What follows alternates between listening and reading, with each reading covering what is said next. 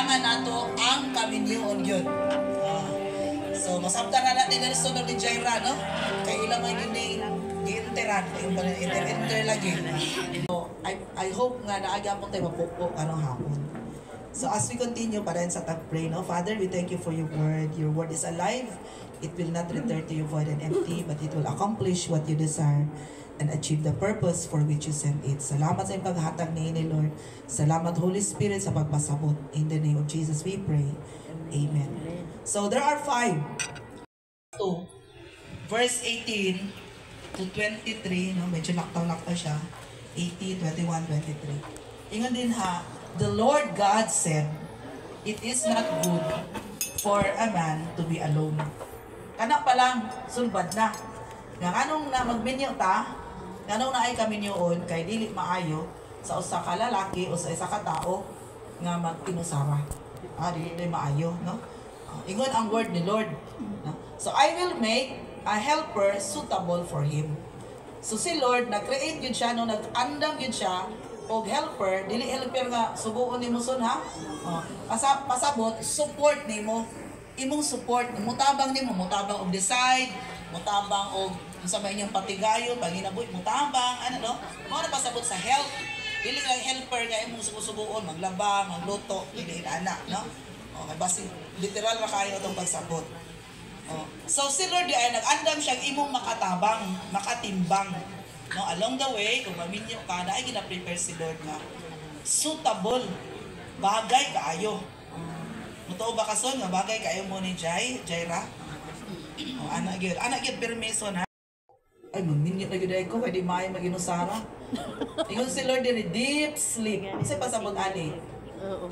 Nakatulog siya kaya nga, lalo makatulog ba nga, wala gyud siya maistorbo. Pasabot ana kung naapa ka sa pagka-single, naay panahon yun nga, i-allow ni Lord, kung mag-enjoy pa ka na yung pagka-single, sige lang, no? Just enjoy.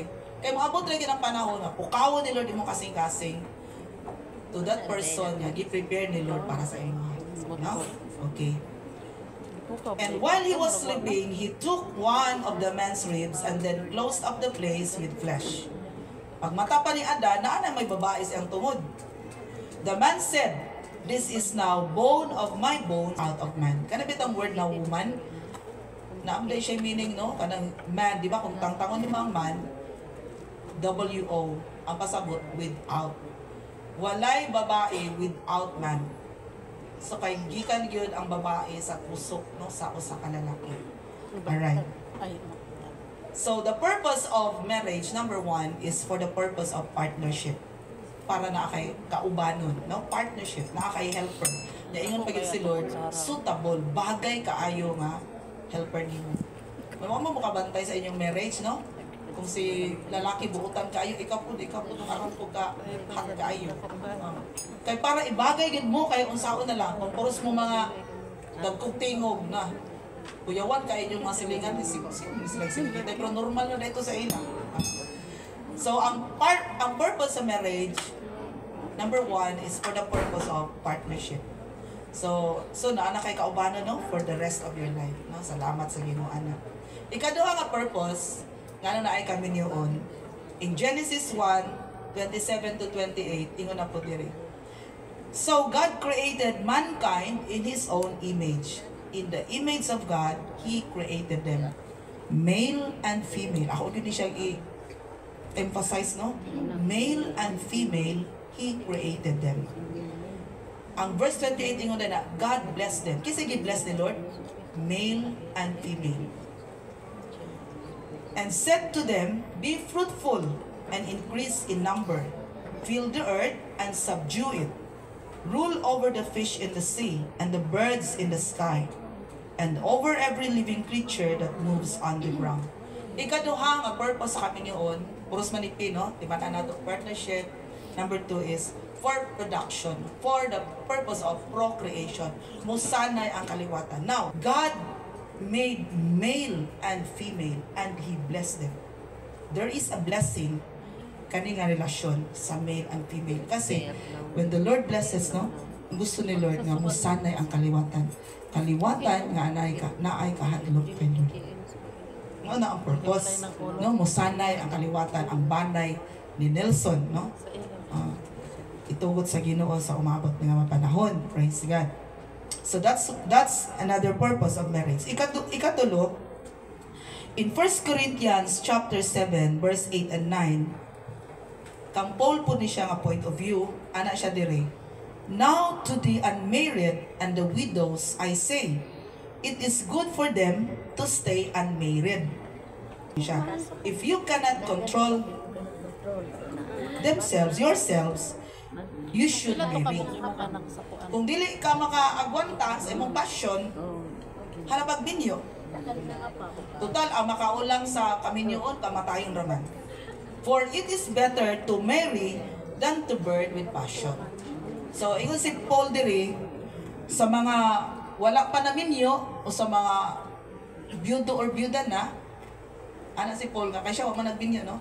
Siya, ako pa rin yun, na lang mo magminyo. Pero kung diligin mo ka-control sa inyong emotion, inyong passion, na agad mo yung nagustuhan, then you marry. So the third purpose nga nung magminyo ta, nga nung magpakasal ta, nga nung magsettle down ta sama ani, mugasto ta kay gusto ta minyo, magpakasal. Why? To prevent us from sinning. Para maglikay sa sala. Mabitaw sa church, amo sa ila pastor no, sa man ang mga sa mga batan. Maguyab mo? Maguyab na mo. Sige, ayaw magdugay og uyab ha. Karon naguyab mo, sige, ihapa na to. Pila ka tuig, pila ka bulan. Dapat magminyo gyud. Why?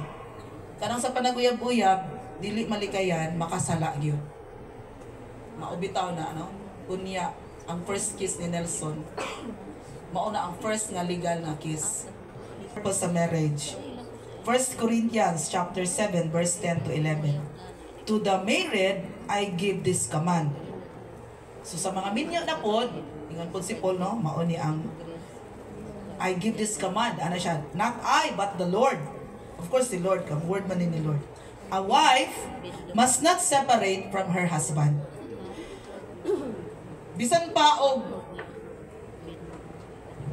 mahurot na ang kwarta. Ano bang panahon nga murag lisod, no? Ang panginabuhi. Dili gid siya mahimong rason nga magbulag ta tungod sa kwarta.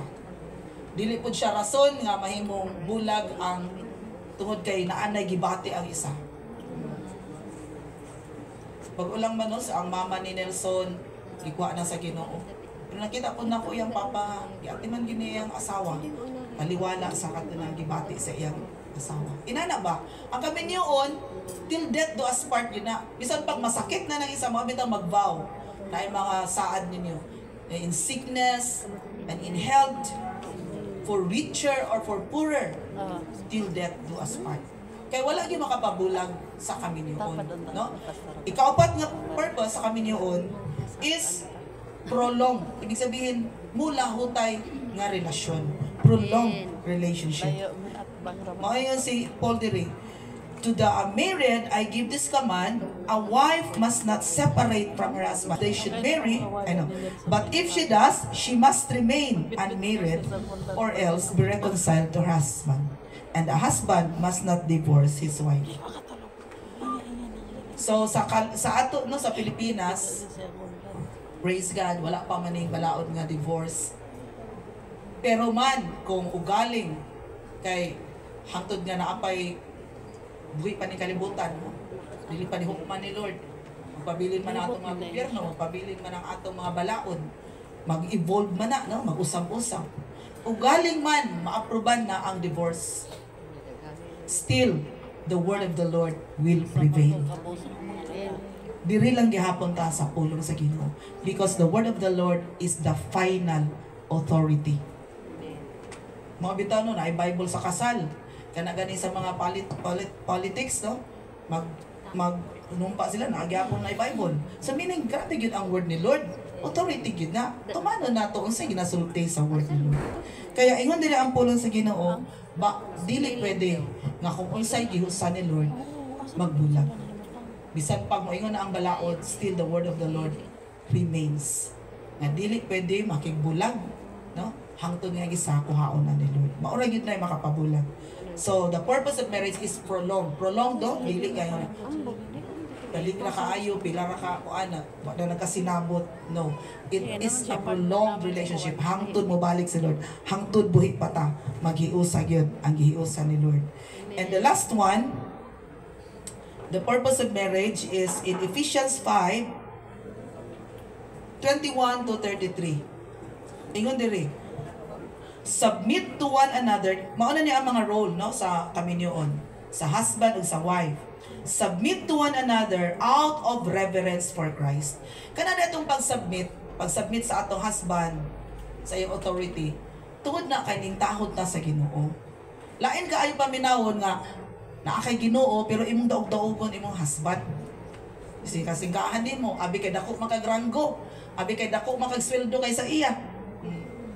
Imo singkahan, pero abti ka dito sa simbahan. Ang imo na yung pagtahod, pag-submit sa iyang authority, is nag-ila ka nga naay Ginoo sa imong kinabuhi. Gipaila ni mga Lord, I honor you. That's why I honor my husband. I submit to your authority, Lord. That's why I submit to the authority of my husband. Ang imong pagtahod sa imong bana, nagatahod ka ana sa Ginoo. Ang imong pagpasipala sa imong bana, nagapasipala po ka sa imong Ginoo. The moment imo gidaog-daog imong husband, sama ra nga wala ka nag-ila kay Lord sa iyang authority, sa iyang lordship sa imong kinabuhi. Ingon diri, wives, submit yourselves to your own husbands as you do to the Lord. Ang imong pag-submit, no, imo na ginabuhat sa Ginoo. For the husband is the head of the wife.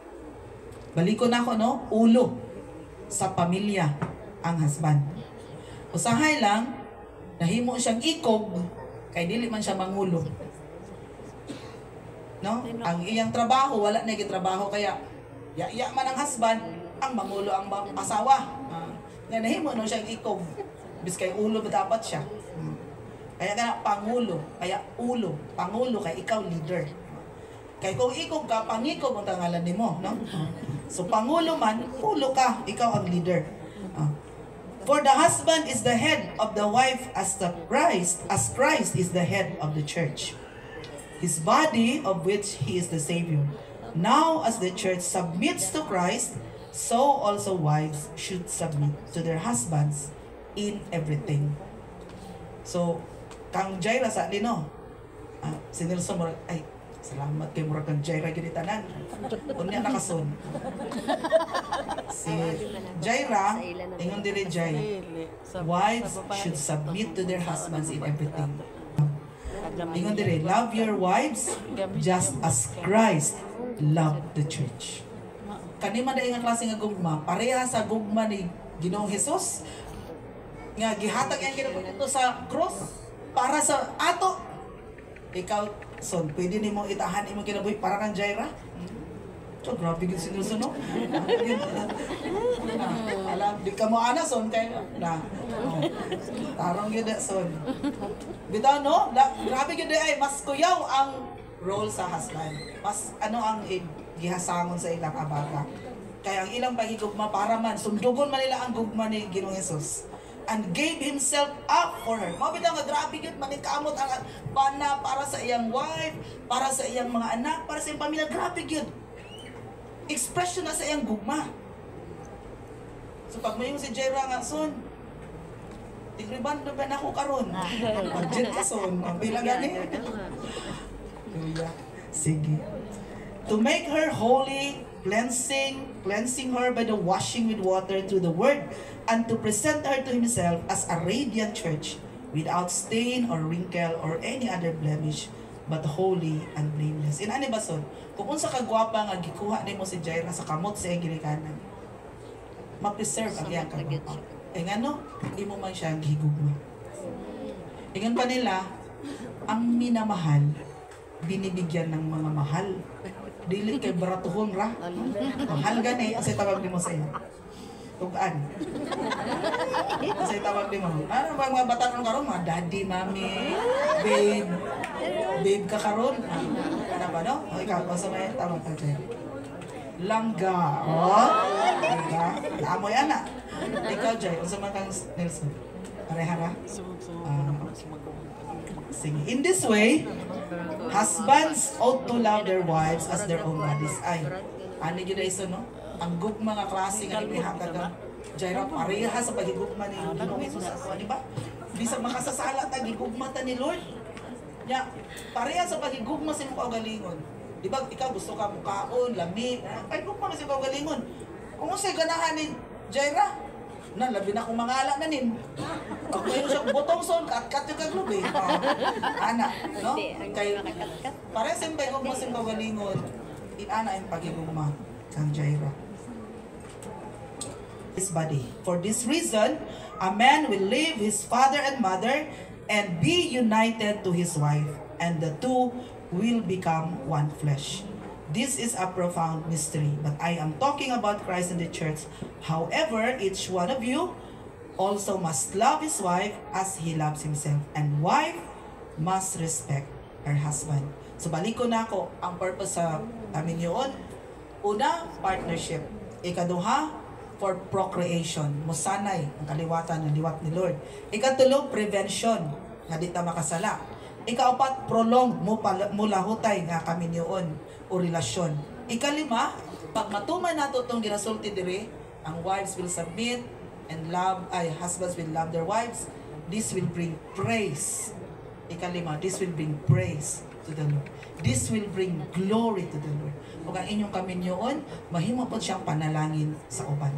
No, katong uban nga, una-una nila ito magminyo, no, kay kuya, maday ka ng minyo, no, murag hadlok man, pero makita nila nga, hala, nindot man yung minyo, no, nindot man daya ka ng naanatay bana, panalanginan sila.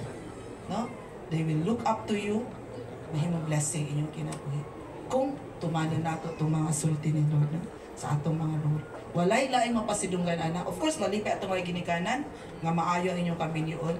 Ug labaw sa tanan, mapanalanginan, mahimaya gyud ang atong Ginoo. Mandayon gyud siya, no? This will bring glory and praise to the Lord Jesus. Amen. I hope naminaw ta son, no? Patulgon rason. Wala gyud siya tulog ba? Normal lagi na sa kasan. Let's pray. Father, we thank you for your word today. Your word is alive. Salamat juga ay Lord. Mamuhat ni padayon sa kinabuhi ni Nelson o ni Jaira, Ginoo. And to everyone today na ako may portion, Lord, from your word. Sa mga married or planning to get married, salamat, Lord. Padayon ka nagapamuhat sa mga kinabuhi. We give you thanks and we give you praise. Thank you kaayo, Lord Jesus. Thank you kaayo, Holy Spirit. Ikaw gid mapasidunggan. Ikaw gid mapasidunggan sa tanan. In Jesus' name. Amen.